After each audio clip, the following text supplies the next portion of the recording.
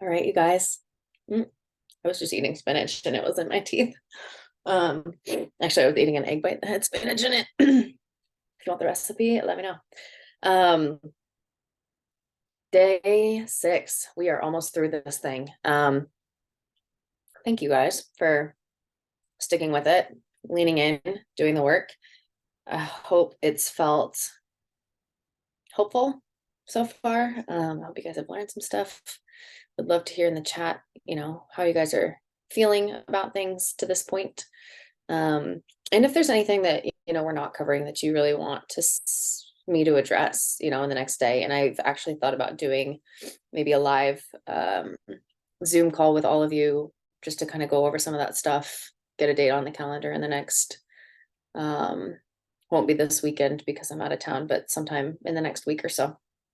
So I'll look for that.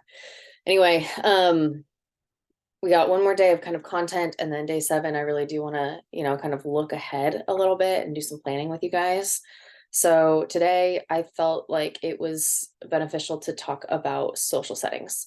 I think, it's great that we can build balanced plates at home when we're able to decide what we are making and are in a comfortable environment. But social settings and like travel in general can definitely throw a wrench in some of those practices. So I think it's worthwhile to discuss approaches to social settings and to practice things that we've kind of worked on up to this point throughout the challenge in environments where we have less control.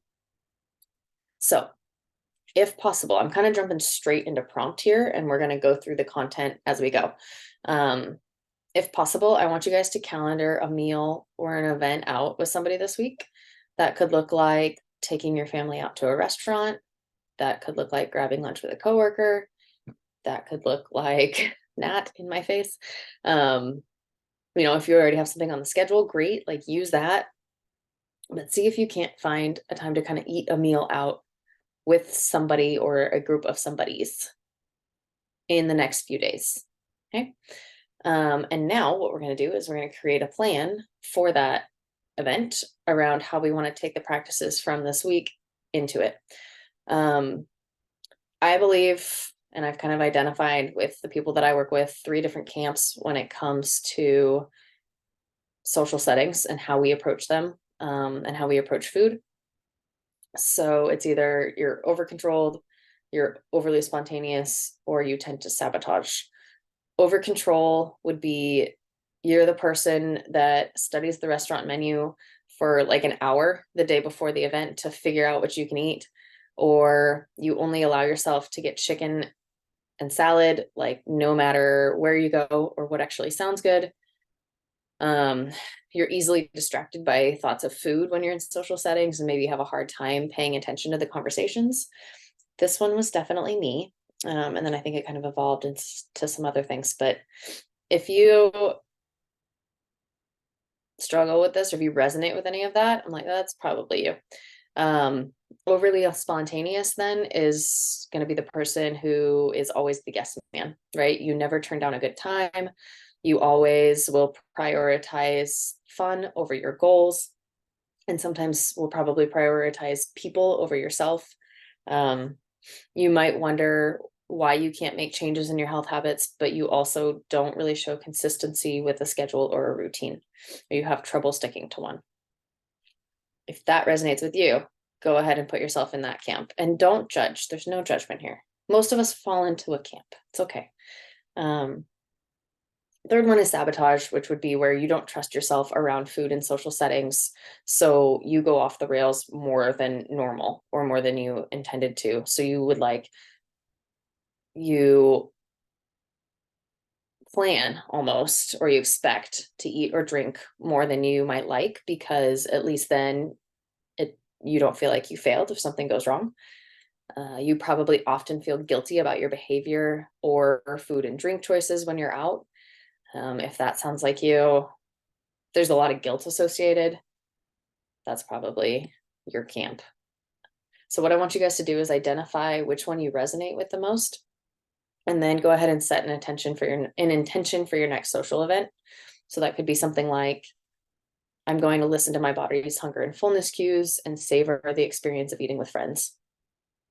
And then or, whatever. Like for me, if I'm over control, maybe it's going to be like, I am going to make sure that I am not trying to overly plan for this, right? I'm just going to show up, and the food that's provided for me is going to be the food that's provided for me at the event, and I'm going to eat it until I feel full, and then I'm going to stop. That's just an example. So here are some of the check boxes I want to put in place. And then I'll kind of show you an example of what that would look like. So mindful pre-event eating is number one. If you're going to be at a gathering where food is going to be served, have a small balanced snack before you go. This is going to help you have less intense hunger when you get there, and probably make it easier to tune into your hunger and fullness cues, and potentially, stay balanced in what you're eating kind of throughout the event. Often for me, this is like a protein bar, something that's protein heavy. Number two is scan the options. So when you arrive at the event or the restaurant, take a minute to look at the food options available, right? Look at the menu instead of just rushing to grab and plate. Like, pause and assess what actually appeals to you.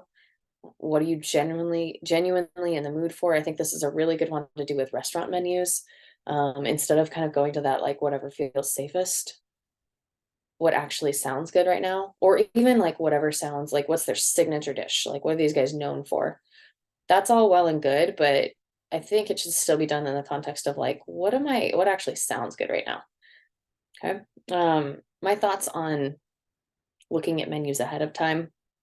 I think it depends on which camp you fall into. If you're the over controlled, wants to see it, wants to know what all the options are, I would challenge you to not look at the menu ahead of time. Just show up and trust that you can read it while you're there and make a decision based on what that place provides. If you're in the other camp of, overly spontaneous, I would say maybe it's a good idea to at least have an idea of what might be served.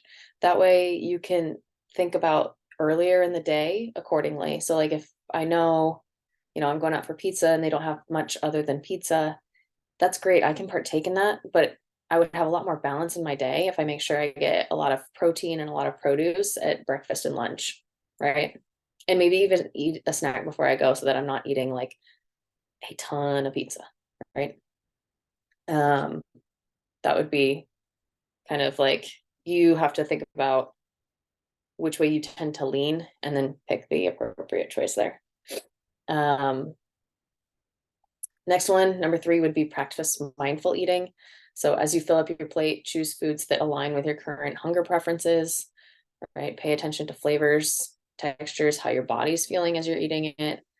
And remember, it's okay to take seconds if you're not feeling satisfied. And it's also okay to leave food on your plate if you are feeling satisfied. One of my rules around mindful eating with this is, if it helps me connect, I say yes. I'm not a very picky eater. I'm generally pretty balanced. So like, when I show up to a social event, most things are going to sound fine to me. If after I've answered that, my question is like, will engaging in eating this help me connect with somebody? An example there would be like, if I'm presented with a cupcake and my friend wants to share a cupcake with me or eat one with me, I'm going to do that. I might not eat the whole thing, but I'm not going to have a moment of like restraining from sugar, can't do it. I'm going to engage with it, let it be what it is, let it serve that social setting, and then move on. And it's probably, for me, going to help me like not crave cupcakes later in the day or the week or whatever. Number four would be engage in conversation. So really use this as an opportunity to be present, with the people around you. Enjoy the social aspect of eating, right? Remember that it's not just about the food, it's also about the connections that you're making. Try to, if you notice thoughts of being like really focused on the food coming up, try to just let those flow through. Tell yourself you can sit in that for a minute. Same thing goes with kind of, in terms of being present, like try to be mindful of distractions such as your phone or thoughts of like what you should or shouldn't eat, just trying to be here now. And this kind of wraps us back up to day 2, right? So, for example, like some of the tangibles that I do to practice those kind of check boxes would be as follows, right? I try to set up, and actually, before we get into that, let's talk about rules for just a second. Generally, when we try to eat intuitively, we want to get away from rules, right? We want to get away from like, I have to eat at a certain amount of time and I have to have like this exact gram number of protein and I can only, can't eat so many hours before bed. Like with intuitive practices, we try to move away from that a little bit. But I would say rules in the other direction can actually be helpful. For example, the rule around like if somebody presents me a cupcake in a social setting and it's going to help me connect, my rule is like I'm going to say yes to that. So when we think about rules, I don't want you to think about things that are going to keep you rigid. I want you to think about things that are going to keep you connected and keep you present. Okay. So again, some of my tangibles like protein bar or some sort of a snack before I go, so I'm not showing up super hungry. This helps me stay present because then I'm not thinking about food the second that I get there. Water between all alcoholic beverages and a 2 to 3 drink limit. This for me is because the more inebriated I am, the less mindful I am of food choices. Those hunger fullness cues tend to kind of go out the window. So I try to slow that down and pace it. Additionally, make sure I'm not drinking on an empty stomach because that's going to do the same thing. Again, if engaging in a specific food is going to bring me closer socially, I'm going to do it. That is only after I've answered though that the food actually sounds okay. So like if friends order a large pizza and we're all sharing it, generally pizza sounds fine to me, right? Like if I've been sick, maybe not, but generally I know that that's a food that like sounds appetizing. I'm not going to force myself to like order a salad separately. Like I'm going to share the meal if that's what we're doing, right? Putting my food or my fork down between bites and that helps me to stop eating when I feel full. Additionally, like if I can take 10 minutes to see if I actually am full before I go grab something else or ask to order dessert, whatever it is, that's a bonus there as well. And then my last one is focus on the conversation. All right, so try to let those thoughts go if food starts to become a distraction. So all this is great. Like this list is very similar to like, what can we do to cope that doesn't involve food, right? Like what can we do to stay present in social situations that doesn't involve us overindulging or restricting or pushing back on the food that is available to us. I think these lists and these kind of guidelines are great. And they also work a lot better if you put accountability in place around it. So if you're comfortable, share with the group some of the things, the tangibles that you're going to work on at your next social event. Also share with us when that event is happening, if you've already set it up or if you have the ability to set it up, because then we can ask you how it went and hold you accountable a little bit, right? This is one of the things that helps, like shameless plug, this is where coaches really help. This is something that I do with my clients all the time. We talk about these things. We talk about the ins and outs of their life and the tangibles, and we kind of get into the details of what we need to do specific to them. And that's where having an actual coach is different than just buying some sort of like program online or an ebook of some sorts that you feel like you can take yourself through, because the accountability just isn't there. And it really is a big piece of getting some of these practices ingrained and figuring out how to practice them, right? So I encourage you to share with this group because it's available to you. Also, if you're not comfortable with that, share it with a friend or a family member and then ask them to follow up with you, right? So that's your prompt for day 6. I know it's something that you may not be able to actually practice today, but I do think you could at least kind of write out that plan for yourself today and share some of that. So anyway, thanks for jumping on again. We have one more. I also have a couple big surprises for you guys at the end of this. So don't fall off on me early. Make sure you guys are around for tomorrow. And